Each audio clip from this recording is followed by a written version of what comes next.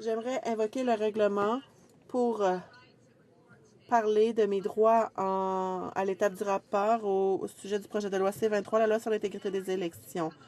Il s'agit d'une situation qui est survenue à quelques reprises.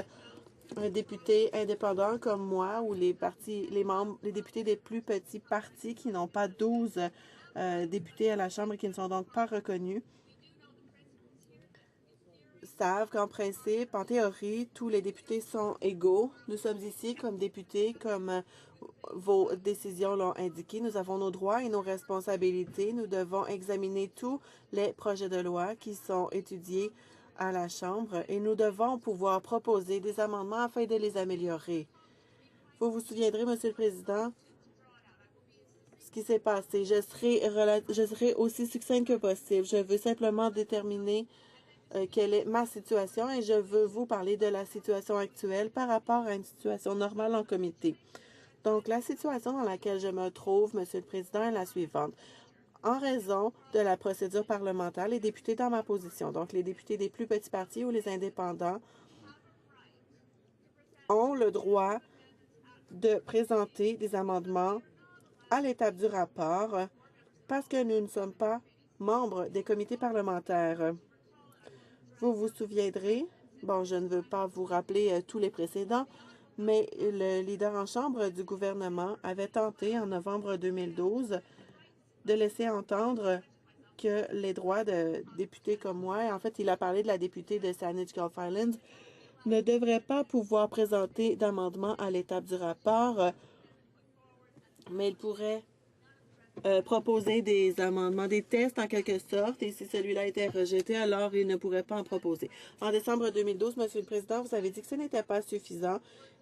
Vous avez cité l'ancien président John Fraser le 10 octobre 1998 avait dit « Nous sommes une démocratie parlementaire, pas une démocratie exécutive ni administrative. » Vous avez dit qu'étant donné que je n'avais pas le droit de présenter des amendements en comité, alors j'avais le droit de les proposer à l'étape du rapport et votre décision a en quelque sorte ouvert la porte et ainsi, si on peut trouver une méthode satisfaisante pour un député comme moi de proposer des amendements en comité, alors je n'aurai pas la possibilité de proposer mes amendements à l'étape du rapport.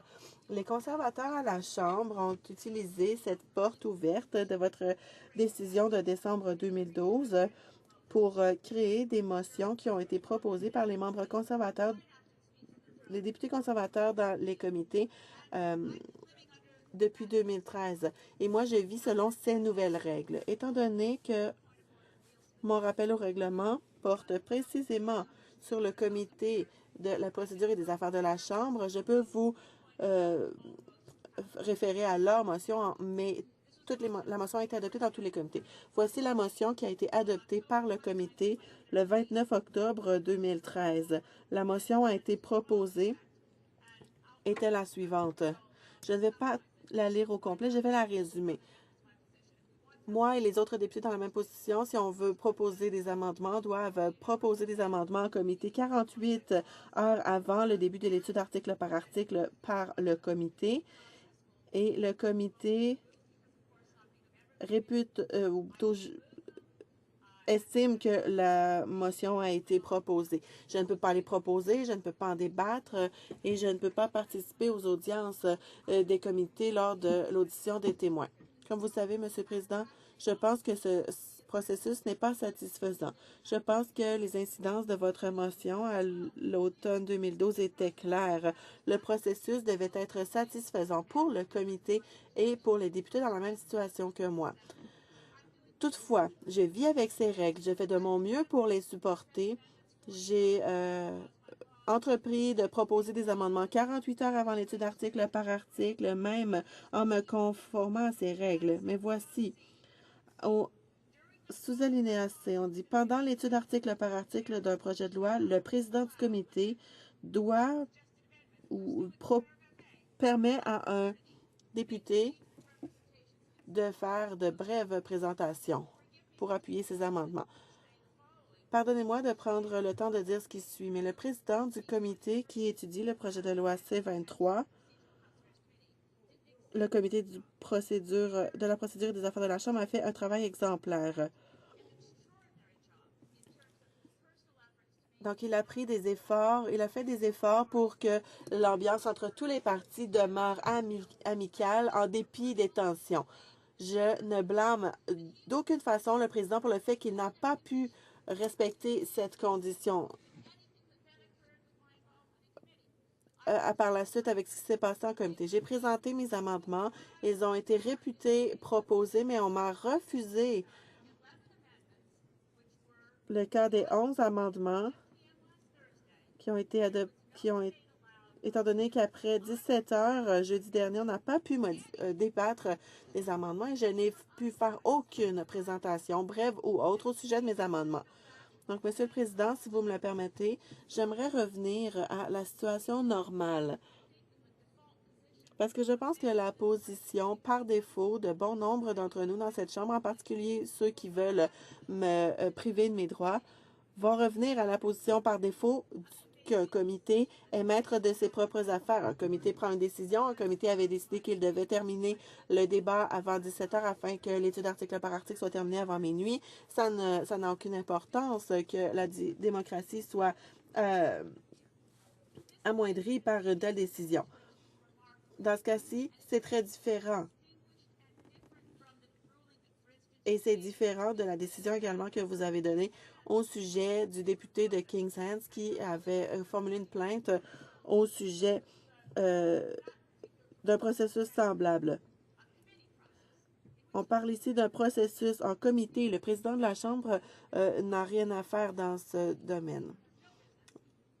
Il a une grande sagesse, mais il ne peut pas s'ingérer dans les travaux des comités parce que les comités sont maîtres de leurs propres affaires, sauf dans ce cas-ci, Monsieur le Président.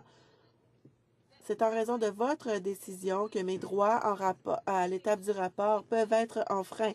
Mes droits peuvent être réduits et essentiellement éliminés si un processus, conformément à votre décision, est considéré comme étant satisfaisant. Donc, c'est en raison de votre décision que ce nouveau processus a été inventé. Et en vertu de ce nouveau processus, le président du comité doit permettre à un député qui a les droits diminués, qui n'a pas la possibilité de débattre, de proposer des amendements, de poser des questions aux témoins. Ce sont des droits très limités, donc, et c'est en quelque sorte même frauduleux. Mais la motion adoptée dans tous les comités souligne le fait que tous les amendements proposés à l'étude article par article par un député, étant donné que j'ai les mêmes droits que tout le monde ici à la Chambre, et c'est la même chose pour les autres indépendants, que ce soit celui d'Edmonton-Saint-Albert, Peterborough, ou les députés qui représentent le Bloc québécois ou le Parti vert, ou encore la députée d'Ahuntsic. Nous avons tous le droit de travailler à l'adoption de tous les projets de loi, que nous fassions partie des comités ou non. Donc, nous avons cette procédure, nous nous y sommes conformés. Nous avons travaillé très fort, pas seulement moi, les autres également, pour proposer des amendements lors de l'étude article par article, en estimant que nous aurions au moins 60 secondes par amendement pour formuler une proposition, une déclaration.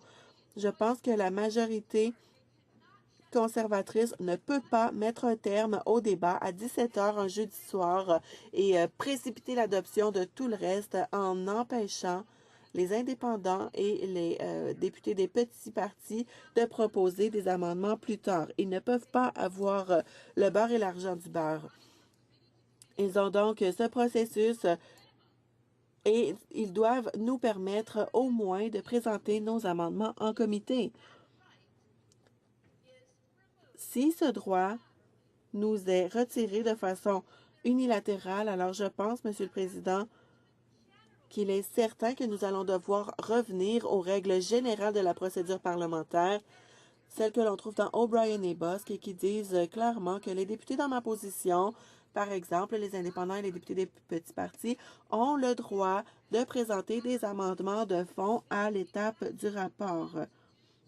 C'est ce que j'ai l'intention de faire demain et je vous demande de rendre une décision.